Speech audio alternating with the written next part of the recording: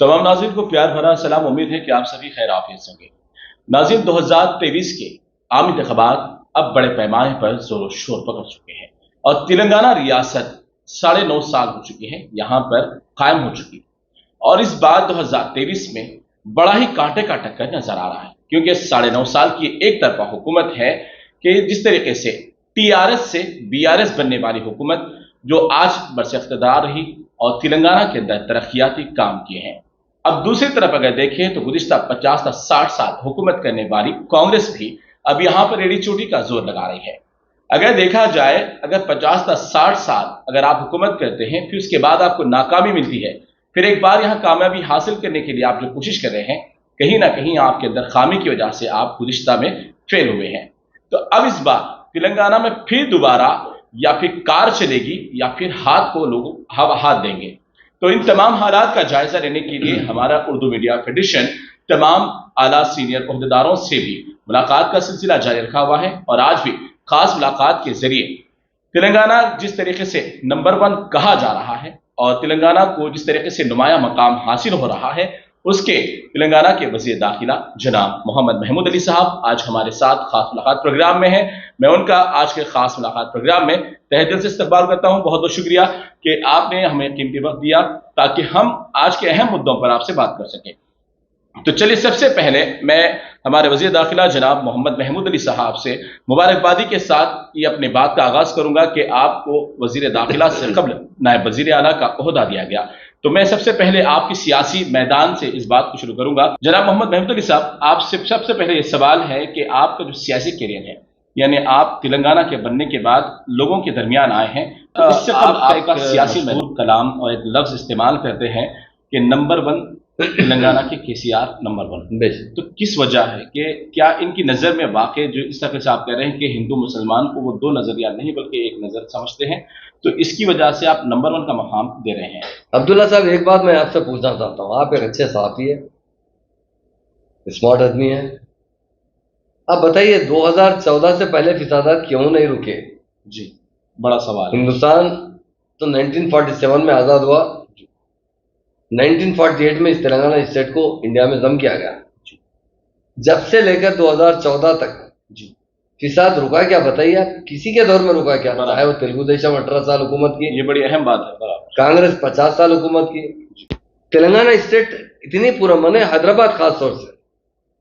आप देखिए, रात का टाइम ऐसा होता था, कुछ गलियां थे, आप भी जानते हैं, कुछ लोग मुसलमान भाई नहीं जाते थे, कोई गलियों में हिंदू भाई नहीं आते थे रात का टाइम।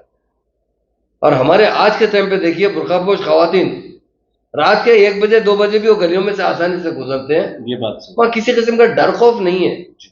आज ये डर खौफ निकालने वाला कोई लीडर तो केसीआर साहब जी। जिस तरीके से, चलिए, बहुत ये बात अहम है कि 2014 के बाद से अब तक कोई फिसादात नहीं हुए, ये तो हम भी मानते हैं, क्योंकि जब कोई रियासत के अंदर कोई हिंदू मुस्लिम का जब फिसाद छिड़ता है तो अमीर रह ही जाते हैं, उनकी और भी मजीद तरक्की चलती है, लेकिन एक गरीब अफराद, एक शख्स के ऊपर बहुत बड़ा इसका वजन पड़ता है। 6 माह वो पीछे हो जाता है, 1 साल पीछे हो जाता है। यहाँ केसीआर साहब के लिए ये बात वाकई बहुत अच्छी है कि इन्होंने यहाँ पर अपना जो वायलेंस होने वाले वाकयात है, कर्फ्यू वगैरह जैसे मामलात को बहुत ही अच्छा रखा। अब आपको लेकर एक सवाल करते हैं, जब से आपको होम मिनिस्ट्री का भी एक ओहदा दिया गया, और बड़ी अच्छी बात है कि केसीआर साहब कैबिनेट में एक मुसलमान को एक अच्छे ओहदे पर फायज किया, तो क्या जब से आपको होम मिनिस्ट्री का जो ओहदा दिया गया तब से आपने मुसलमानों का क्या फायदा किया? देखिए साहब, इसमें हिंदू और मुसलमान नहीं होते लैंड ऑर्डर में। जी, लैंड ऑर्डर एक ऐसा सब्जेक्ट है जिसके अंदर बिला मजहब मिल्लत इंसाफ देना पड़ता है। जी, मैंने मुकम्मल इंसाफ दिया है, मुसलमान हो हिंदू हो। जी, ये जब भी जो लोग मेरे पास आते हैं, मेरे को जितना मुसलमान चाहते हैं उतना हिंदू भी चाहते हैं। जी, आप कभी भी बाहर सर्वे कर लीजिए, आप तो जर्नलिस्ट है, मेरे घर के दरवाजे खट पर कोई भी आ जाता है, 100% उसके साथ इंसाफ करता। चाह रहे मैंने कई बार, तो लोग मोटरसाइकिल पे अपनी बीवी को बिठाकर आ रहे थे, उसके गले में 10 तोले 15 तोले सोना था। अरे हमारे पास तो हाथ में अंगूठी बेच के औरत बाहर नहीं जा सकती रात का टाइम। गुजरात के इलाके में, हाँ, जहाँ पर हमारे प्राइम मिनिस्टर का इलाका है, तो उन लोगों ने कहा कि यहाँ पर इतना अमन है, तो डेफिनेट पूरे हिंदुस्तान में सबसे कहीं अमन है तो हमारे स्टेट के अंदर है, क्योंकि हमारे सीएम साहब बहुत स्ट्रिक्ट है। लेकिन मेरा जो सवाल इसके अंदर ये था, मुसलमान, यानी आपको जो पर्टिकुलरली एक मुसलमान होने के नाते ये ओहदा दिया गया, تو اس میں ایک سوال یہ بنتا ہے کہ بہت سارے مسلمان بھی آپ کی ایک صورت ہونے کی وجہ سے اپنے اپنے یعنی عہدے حاصل کرنے کے لیے آپ کے سامنے ایک بل پیش کیے، یعنی ریپرزینٹ ہوئے، درخواستیں دی کہ تاکہ وہ بھی پولیس کے محکمے میں شامل ہو سکے. لیکن کئی مرتبہ ایسا سننے میں آیا کہ بہت سارے مسلمانوں کو پولیس کے محکمے میں داخلہ نہیں دیا گیا. ایسا رہتا یہ نہیں ہے کہ چیف ہوم منسٹر کے ہاتھ میں نہیں رہتا کہ کس کو بھی ملازمت دی جائے. جی ہمارے پاس باضابطہ ملازمت کے لیے ایک کمیشن بیٹھا رہتا ہے. جی وہ ایگزامس لیتے ہیں، اس کے لیے اچھے طریقے سے ایگزام جو پاس کرتے ہیں، جیسا پولیس میں پرسوں 17,000 لوگوں کا اپائنٹ کیا گیا، جی اس کے لیے ریکروٹمنٹ بورڈ ہے ہمارے پاس. اس نے جو کوشچن دیا اس کے بعد آنسر دینے کے بعد اس کی ٹریننگ کے اندر وہ سکسیز ہوتے ہیں. جی ان کی ہائٹ ہونا چاہیے، ان کی پرسنالٹی ہونا چاہیے، ان کی نالج ہونا چاہیے. جی اس کے بعد وہ ان کو جاب دیا جاتا ہے. جاب میرے ہاتھ میں نہیں رہتا. اگر کوئی مسلمان آ گیا کہ مجھے پولیس میں جاب دیا جائے، یہ ناممکن ہے. کوئی ہندو بھی اگر ہوم منسٹر ہوتا وہ بھی نہیں دے سکتا. تلنگانہ اسٹیٹ بننے کے بعد سی ایم صاحب نے جس طرح رولز پاس کیے، جس طرح سسٹمیٹک کام کر رہے ہیں، اس میں کوئی ریکمنڈیشن نہیں رہا. ہاں مسلمان آتے ہیں میرے پاس، ڈیفینیٹ آتے ہیں. میں بہت کام کرتا ہوں. مسلمان کا کوئی بھی مسلم تکلیف میں آتا ہے میرے پاس، جب آتا ہے میں اوپنلی ان کے لیے کام کرتا ہوں. اس لیے کہ میں ایک ہی ہوم منسٹر ہوں، ایک ہی مسلم منسٹر ہوں. ہمارے علاوہ اور کئی ہندو منسٹرز ہیں جہاں پر ہندو سکھ دوسرے بھائی جا سکتے ہیں. میرے پاس جو اقلیتیں آتے ہیں، اقلیتوں کا میں سبھی کا منسٹر ہوں، پر ان کی تکلیف دور کرنے کی پوری کوشش کرتا ہوں. جی جی جس طریقے سے آپ وزارت داخلہ یعنی ہوم منسٹر ایک بہت بڑی ذمہ داری ہے. اسٹیٹ کو اگر پورا من رکھنا ہے تو ہوم منسٹر کے ہاتھ میں ہوتا ہے. تو یہاں اکثر ایسا ہوتا ہے کہ آپ نے ایک فرینڈلی پولیس کا نام دیا، اور فرینڈلی پولیس میں اکثر ایسے شکایتیں موصول آپ تک بھی ہوئی، اور جو کئی مرتبہ میڈیا کے اندر بھی وہ شکایتوں کو لے کیا گیا. تو وہ شکایتیں یہ ہیں کہ تھوڑا سا نظریات جو ہے پولیس کے فرینڈلی پولیس نہیں ہے، بلکہ غنڈہ گردی کے لحاظ سے وہ چلتی ہیں. اس بار آپ سے کئی مرتبہ تیقن کی بھی بات آئی تھی، لیکن اس معاملے پہ کئی قتل و غارت گری کے معاملات بھی پیش آئے ہیں. کافی آپ نے سنبھالا، بہت اچھی بات ہے، لیکن کئی ایسی ذہنیت والے افراد ہیں جو پولیس اسٹیشن کے اندر مسلمانوں کے ساتھ، خاص طور پر اس لیے مسلمان کا نام لے رہا ہوں کیونکہ ایک آپ کا وزارت جڑا ہوا ہے، اسی لیے تو ان کے تعلق سے آپ کیا کہیں اس بارے میں؟ دیکھیے، آپ سے جو بات آپ کے پاس آپ تک جو آئی ہے، ہمارے آفیسر بہت اچھے ہیں، پولیس آفیسر اچھے ہیں. ہو سکتا ہے نیچے لیول پہ کوئی کانسٹیبل ہو یا کوئی ہوم گارڈ ہو کسی کے ساتھ زیادتی کر لے، مگر ایسی کوئی شکایت ہم خود لوگوں سے کہتے ہیں کہ آپ اگر نیچے کوئی تکلیف ہوئی تو اوپر تک آئیے. جی اور ہمارے جو پولیس ڈپارٹمنٹ کے جو آئی پی ایس آفیسرس ہیں، ان کا رویہ بہت اچھا ہوتا ہے. فرینڈلی پولیس کی جو بات کر رہے ہیں، پہلے کی گورنمنٹ بھی کئی پولیس ڈپارٹمنٹ، مائتری ڈپارٹمنٹ، یہ ڈپارٹمنٹ میں مدد دیتے تھے، مگر پولیس فرینڈلی ہونے کے بعد ساتھ ہی ساتھ ہم نے جتنا پی ٹی ایٹ بک کر کے لوگوں کو گنڈوں کو اندر ڈالا ہے، اندازہ نہیں کر سکتے آپ اتنے لوگوں کو اندر ڈالا ہے. ایسا فرینڈلی کس کے ساتھ ہے؟ جو جنٹل مین اس کے ساتھ فرینڈلی ہے. جو روڈی کے ساتھ فرینڈلی کہاں رہ سکتی بتائی، انہیں تو سب سے سخت سزا دینا چاہتے ہیں. وائٹ کالر والے کے ساتھ فرینڈ ہے، ڈیفینیٹ وائٹ کالر کے ساتھ ہے. جو آدمی وائٹ کالر ہے وہ چاقو نہیں چلا سکتا، جھگڑا نہیں کر سکتا، گالی نہیں دے سکتا، اس کے لیے فرینڈلی پولیس ہے. اور دوسرے لوگوں کے لیے فرینڈلی نہیں ہے پولیس. ہاں اگر کوئی اچھا ہونا چاہتا ہے، ایک آدمی برا تھا مگر آج کے بعد جیل کو جا کے آنے کے بعد اسے اچھی زندگی گزارنا چاہتا، ڈیفینیٹ اس کو پولیس جو ہے ایک سپورٹ کرتی ہے کہ سول مین بن کے زندگی گزارے. اور پولیس کبھی بھی ان بدماشوں کے ساتھ فرینڈلی نہیں رہتی ہے. یہ لوگ کہتے ہیں، میڈیا والے کچھ کہہ دیتے، مگر پولیس کے دل میں جو رہتا ہے ایسے لوگوں کو کچل دیا جاتا ہے جو معصوم عوام پہ ظلم کرتے ہیں. ایک اہم سوال، کل ایک پیپر میں ایک بہت بڑا مسئلہ اٹھایا گیا کہ کے سی آر آنے والے وقت میں جب اقتدار میں آ جائیں گے تو دینی مدارس کو ابھی سے نوٹسیں جاری کر دی گئی، اور آنے والے وقت 2024 میں آذان کی پابندی بھی لگائی جائے گی.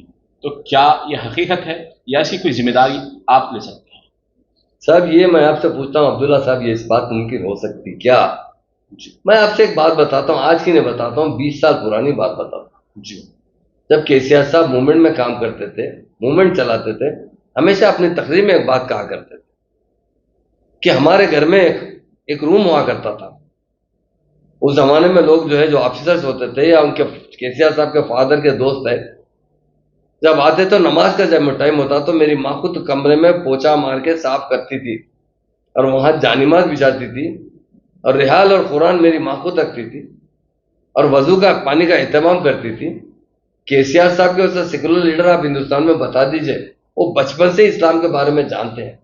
اور یہ جو افواہ ہے، یہ جو دینی مدارس کے معاملے میں جو نوٹس کی بات آئی ہے، وہ ایک سروے نوٹس ہے, وہ ہمارے سے نہیں ہے, چائلڈ ویلفیئر ڈپارٹمنٹ, وہ سینٹرل گورنمنٹ والے ان سے فیگرز مانگتے رہتے ہیں. اور میں آپ کے ذریعے بتانا چاہتا ہوں دینی مدارس کے جتنے ذمہ دار لوگوں کو, کسی کو گھبرانے کی ضرورت نہیں. یہ ایک انسان کا جس سر کے اندر بال ہوتا نا, بال کا تھکنس کتنا رہتا نہیں کہ برابر, اتنا بھی ڈرنے کی ضرورت نہیں. وہ دینی مدارس کی حفاظت ہم کریں گے. امام اور مولانا حضرات کو ہدیہ کون دے رہے ہیں بتائیے؟ کے سی آر صاحب دے رہے ہیں, اور اس میں بڑھایا گیا. کل کے سی آر صاحب نے اعلان کیا ہم 10-10 ہزار روپے کریں گے. جو لوگ دین میں کام کرنے والے لوگ ہیں, میں ایک بات بتاتا ہوں عبداللہ صاحب, جب میں جاتا ہوں تو مائنرٹی ایشو پہ سی ایم صاحب سے بات کرتا ہوں. جب امام موزن کی بات آئی تھی, میں سی ایم صاحب سے ذکر کیا صاحب کے امام موزن حضرات بہت پریشان رہتے ہیں صاحب, اپن 14 سال موومنٹ میں کم سے کم 14 سال میں 14 مرتبہ آج ہاؤس پہ دھرنا دیا ہوں, امام اور موزن حضرات کو کچھ ہدیہ مقرر کیا جائے. مگر کانگریس بہری اور گونگی تھی, کبھی نہیں سنا. میں کہتا تھا کہ ایک بار تلنگانہ بنے تو ہم پاور میں آئیں گے تو ضرور کریں گے. جب میں کے سی آر صاحب سے جا کے ذکر کیا تو کے سی آر صاحب نے کیا کہا سن لیجیے. انہوں نے محمود بھائی, جس سرزمین پہ خدا کی عبادت ہوتی ہے یقیناً محاذ کئی مطلب مشکل حالات سے بھی ہم نجات حاصل کرتے ہیں. یہ کے سی آر صاحب کا نظریہ ہے, بڑی بات ہے کہ یہ ہمارے امام اور مولانا ہمارے لیے ہمیشہ دعا کرتے رہتے ہیں. اس سرزمین پہ 5 بار سجدہ ٹیکتے ہیں, سر ٹیکتے ہیں اور دعا کرتے ہیں کہ اسٹیٹ میں امن ہو, قائم ہو, یہاں پہ ترقی ہو. 100% کو ہدیہ دینا چاہیے. آپ کل سے ہی سرکولر جاری کر دیں گے. 10,000 امام مولانا کو 5,000 دے دے گا, بعد میں 7,000 لوگ پینڈنگ تھے انہیں بھی. لیکن اس کی بھی شکایتیں ہیں 6 ماہ اس کی تنخواہ روکی جا رہی ہے. ڈیفینیٹ 2 چیزیں ہیں عبداللہ صاحب, ہمارے پاس پرنٹنگ پریس نہیں ہے. اوکے, نظام کے زمانے میں ٹنگسال تھا, یہاں پہ نوٹ چھپتے تھے. یہ سینٹرل گورنمنٹ نوٹ چھپتے ہیں, ہمارے پاس تو نہیں. جی ایس ٹی جو آتا ہے پہلے سینٹرل گورنمنٹ کو جاتا ہے, اس کے بعد ہمارے پاس واپس آتا ہے 50%. کافی زمانے سے ہماری اور سینٹرل گورنمنٹ کی بہت زیادہ جھگڑا چل رہا ہے, آپ بھی جانتے ہیں. ہم پر وقت پہ پیسے نہیں آ رہے, جس کی وجہ سے تھوڑی دیری ہو رہی ہے. ہم ان کی معذرت بھی چاہتے ہیں, مگر ضرور جب موقع آیا, لوگوں نے مجھے خوشی کا بھی اظہار کیا, صاحب اچھا کرے صاحب, رمضان کی عید کو دیتے رہے, بقرعید کو دیتے رہے. جب بھی مشکل کے ٹائم پہ اچھی رقم مل جا رہی, مہینے کو مہینہ دیے تو خرچہ اٹھاتے, کیسا بھی تنقید میں چلا دے, مگر جب عید آتی ہے تو پیسے آپ کلیئر کر دیتے. کسی کا ایک پیسہ ڈیلے ضرور ہو رہا ہے, میں کسی کو ناغہ نہیں کیا گیا. اب تو 10,000 کر دیا گیا. میں ایک بات کہتا ہوں, 1000 کی بات کرتے ہیں. ایک بات بولتا ہوں آپ کو, آپ کبھی کسی کے بھون دیکھے آپ جا کے؟ کبھی گاندھی بھون دیکھے؟ برابر. کبھی تلنگانہ بھون آیا؟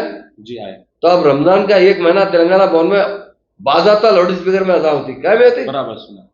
1 مہینہ امام کا تقرر کیا جاتا, موزن کا تقرر کیا جاتا, جو بھی مسلم لیڈران وہاں پر ان کی آتے ان کے روزے کا اہتمام کیا جاتا ہے. باضابطہ جماعت کے ساتھ نماز کہاں ہوتا ہے؟ تلنگانہ بھون میں ہوتا ہے. برابر, یہ بات. ارے پرسوں ہمارے ساتھ سہیل صاحب ہماری پارٹی جوائن کرے, جو کانگریس کے مائنرٹی پریزیڈنٹ ہیں, انہوں نے کہا گاندھی بھون میں کبھی نماز کا اہتمام کیا تھا تو لوگوں کے چہرے اتر جاتے. تو آج ہمارے پاس تو سی ایم صاحب کی طرف سے افطار کا اہتمام کیا جاتا, امام کا تقرر کیا تھا, موزن کا, اور باضابطہ مائک کے اندر آزان دی جاتی ہے تلنگانہ بھون کے اندر.